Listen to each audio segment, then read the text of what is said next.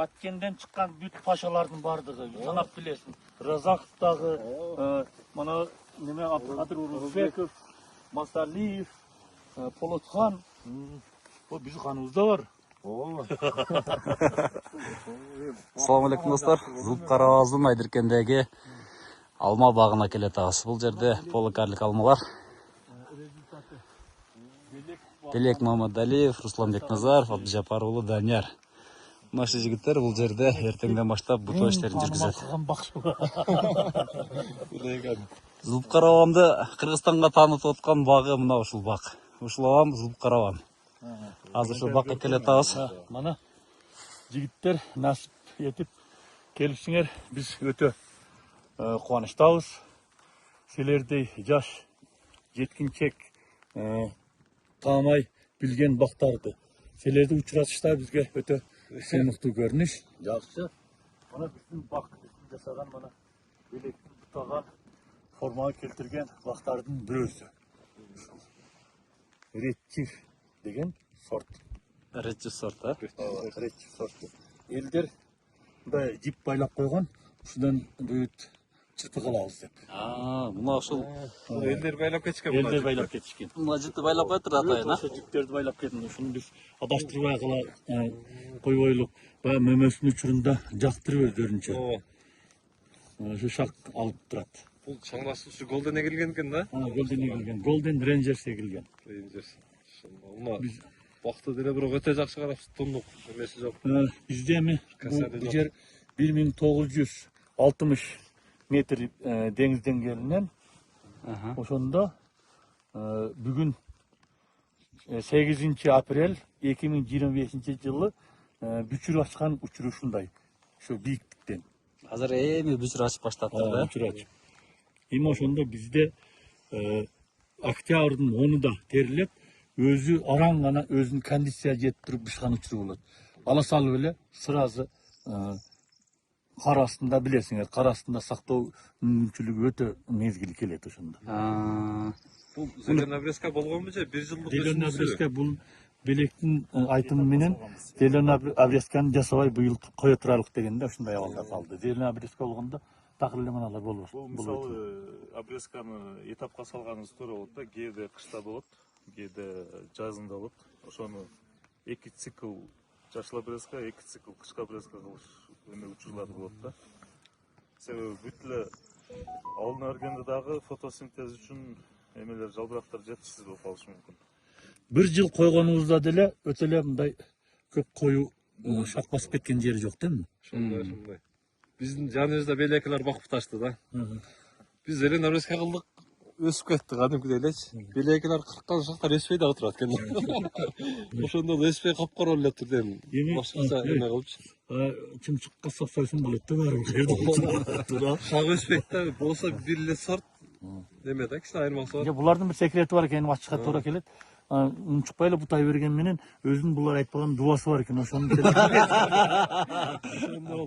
Мына делек 1 жылдык өсүндүсө 1 метрге чейин барат экен булар да. Ошол климаттык өзгөчөлүктөр да эске алыныш керек да, обрезкада туурасы, мындай этапка салганда. бул ошо тарабынан баягы семинар өткөндө силер келбедиңер. Бекулла сен да келбедиң, а? Жок. Ошондо биз айттык. Жагымдуу сөздөр айтылды да. Анан бир илхам келгенде кызыккан сөздөр да чыгып кетет экен да. Айтылып кетет экен. Бекиткен секреттер бар. Ооба. Али айтылбаган турган сөздөр айтылып кетти, өзү эле болуп калат. Бул бутобузда өсүм менен генерация менен вегетациянын балансын кармадык деген сөз да бул. Буюрса. Ошо сүрөт тарткандай эле болуп, өзүнчө эме болуп турат. Сонун эме болуп. Мына мисалы мемесин көтөрөт мынабы. Сынып деле кетпейт. Анан деген баягы качырып бийикке качырып берет го. Бул астынан баштаган да бүт. Немеси тартип астынан башташ керек экен да. Бияктан бери эме болуп. Тизип салыптыр да. Мурда караса быйыл өзгөчө. Өбө турган жыл экен да. Бактын эгилүү тартиби 4-3 эсебинде. 4-3 эсебинде. 4-3. Биз мурда алыс деп ойлогон элек. Негизи бизге баягы Түркиядан келгендер 4-3 боло берсин деп 4 экекпей койгонбуз. Туура болгон экен деп атам да бир тарабы. Бул мына 5 жыл мына 6-жалбырак жылы болгон болсо, бул келечекте дагы жетип барышы мүмкүнчүлүгү бар да. Жакшы эле экен. Шамал аралаш керек экен. Үйсөдө дымыгып калбаш керек экен. Ошону эсеп калган жакшы экен деп атам. Азыр быйыл канча жүктөм коесуздар эми? Буюрса бул алып берсе, килеле болуп калат. Бүт коюлат, э? Себеби мен ростуда кичине кармашыбыз керек быйылча. Росту кармашыбыздар керек быйыл. Жостко бут албайт экен да быйыл, да? Эми бийик бойлуу, то есть ана бийик жерде, суук жерде ушунчалык шак сүргөн болсо, келечекте да бири-бириге жетип алышы ажайып эмес деп атам да. Ооба, азыр өскөнү 1 метрге чейин жакын экен да, жакшы өскөндөр 1 метрге жакын. Эгерде биз вегетацияны күчөтүп жүргөн болгонубузда, ошо шактар минимум бир 1,5 метр болуп кетмек да. Ооба. Вегетация күчөгөндө анда мындай бөмөгө турмак эмес экен да. Сантиметрден 1 метрге чейин көсүн, мындай идеально. Аралыкка карап деле шактарды коюп эме кылып кеткенсиңер, а? Бирок маны мисалы 1,5 метр эксе деле болот да. Бул эми акыркы ана бутоодо бул кармайттан мөмөнү менен оор болуп калат. Ошону менен алек болуп калат. Деген ойдо болуп атабыз да. Азыр бул жерде бир аз ашыкча ички бутактар дагы бар. Себеби аны биз росту кармаш үчүн мөмөнүн эсебинен кармаган аракет кылдырганбыз да. Күчтүү мөмөгө көбөйүш эме бериш үчүнчү. Учуру келсе алар алынат. Жалаң эле ошол негизги скелеттик бутактын тегерегинде мөмөлөр калат да. Азыр мөмөгө жаткырып алуу үчүн гана ушул бутактар кармалып турат экенсиңер да. Алар учуру келсе алынат. Мына азыр эми ана Руслан туура баамдады. Мына өзү жүк болгон болсо, көтөрүш мүмкүнчүлүгүнө ээ болду. Ойлоп көр, ушунча бакка сөөгүч, таяныч таап чыгып ойлоп көр. Бул ошого даярдалган. Өзүнүн жүгү болсо, мына алып турган болсо, элестетсеңер, бул жүгүнү мына ушул алмалардын жүгүнү өзү көтөрүшкө мүмкүнчүлүгү бар. Эң фактору. Мына тактап отурган болсок, мына түбүнкү калибрди көрсөк, жоң келип туруп, ичкерген, ичкерип келип, ичкерип кетти.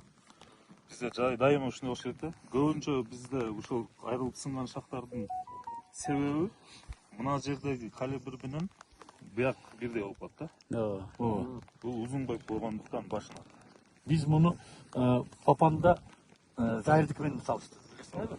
Зайырдыки жана Белек айткандай эле тиядан ичке келип туруп уже мөмөнү көтөрө албай турган абалда. Үйүт эле таянычтар, төлөнчтөр койгон. Жакшы эмес да. Алып басып келет. Белек буто формасы боюнча элге кеңири түшүнүктүү болсун да. Бул жерде сөз көп негизи. Ошонсо дагы полкарликтин өзүнүн өзгөчөлүгүнө, анан кийин бул бакты караган адамдын өзүнүн билим даражасына карап туруп буталат да. Негизинен биз лидерлүү кылып туруп эле боштукка карап туруп шактарды, бутактарды бергенбиз. Определенный бир так мындай деп аталыштагы буто эмес болчу. Дарактын өзүнүн кубатына, багылышына, ошол туура эместигине карап туруп эле өсүм менен мөмөлөөнүн балансын тапканбыз да. Буюрса мөмөнүн качествосуна карап туруп кийинки этаптары белгилүү болот эмчи, буюрса ушундай. Бул эми бутоодо көп факторлор бар экен да. Биринчиден жер кыртышынын азы кандай, плодородный жерби, арык жерби, семиз жерби, ошого жараша бутоо тап коюу. Экинчиден бизге көнүш эмес адат катарында дүмүрчөк койгондо. Элдер билбейт да, дүмүрчөк койгондо ал эмне максатта? Бүт мөмөгө жатсын дегенде. Мына дүмүрчөктүн жыйынтыгы бүт мөмөгө жаткызган. Мына дүмүрчөктөр мына. Дүмүрчөктөр кыргызча жакшыртып коюп койчу, дүмүрчөк. Ошо болду экен.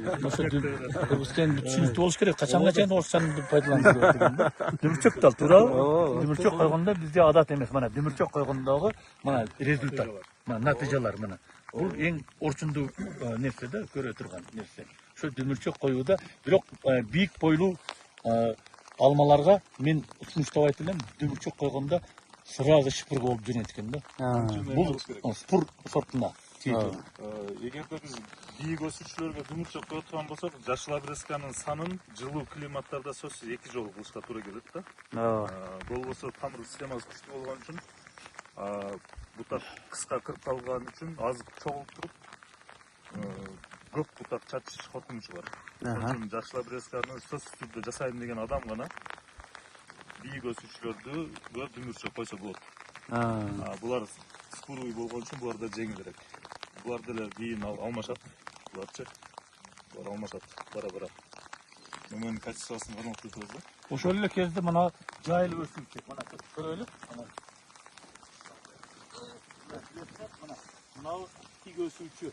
Өспүк сорт болгон болсо, мынау Golden Rangers жайылып чачырап өсүүчү болгон болсо, мына көрүп турасыңыз. Чачырап, канчалык кыскан сайын чачырап кетип атат. Буларга мүмкүн болсо дүмүрчөк койбосо боло берет экен. Буларга. Сен дүмүрчөк болгондо шыпырга болуп туруп, ошол жерден 2-4 чыпыктар чыгып туруп, адамды меңдетет экен да. Ошо айырмачылык ошондон экен деп калдым ананда. Себеби бул дагы сырак жат ошондо. Дүмүрчөктөр жок эмес мына. Аялда бар. Onu ehtiyat kılıp, sebep bunu koygandan keyin söz türde yaşıl butoğu жасаш керек eкен. Toxtatış керек eкен. Oşonsu жақсы болот экен. Себеп дашыккан багбан болсо, өзү дүмүчөк койгондон кийин артынан жашыл бутоону жүргүзсө болот. Тек койгон болсо, кайта токоюп калат экен.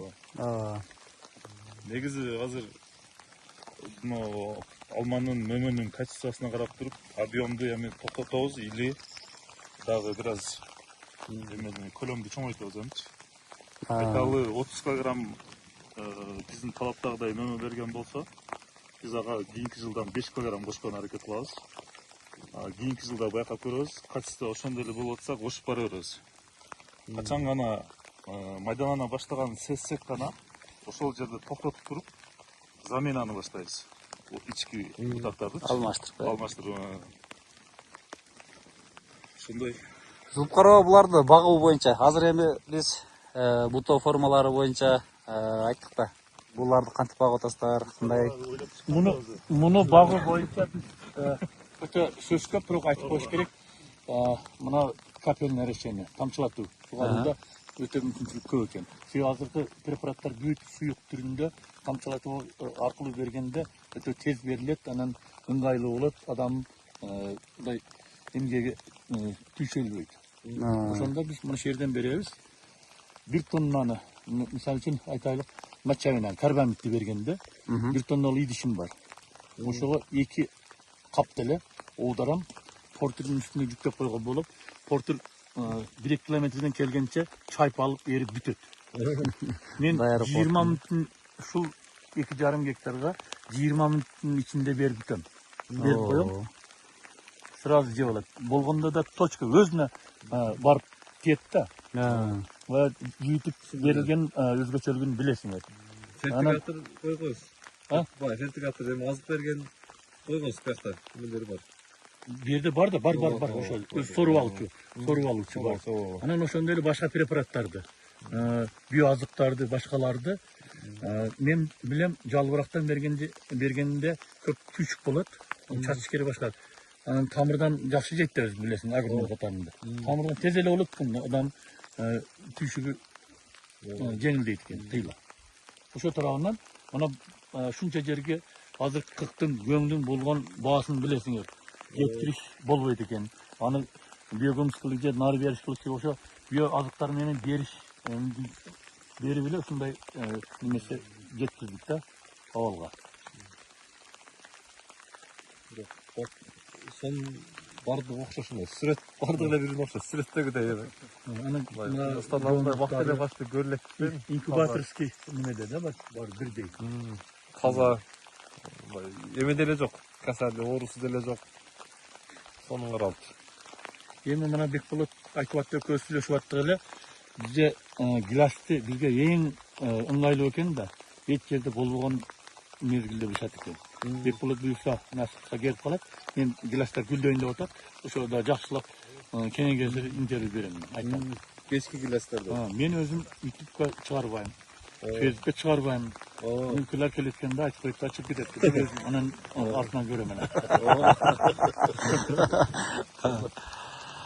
Зулпкарова мынакей интернетте негизи бул бак Кыргызстанда биринчилерден болуп жасалган бактардын бири да. Бул бак аркылуу сизди көп адам тааныйт. Сиз аркылуу көп адамга бул сабак болот. жакшы секреттерди ачып бердиңиз. Бул эми 100дөн 1 эле болсо керек. Мына ушундай бакты жараткан сизге рахмат. Сонун бакты куруп атасыздар. Кудай кааласа бул Кыргызстанга үлгү боло турган нерсе. Руслан менен сиздердин ишиңиздерге ийгилик каалайбыз. Рахмат. Тынч аман болуңуздар. Сиздер менен Багастыруу Кыргызстан каналы болду. Багыңыздарга береке берсин. Тынч аман болуңуздар туугандар.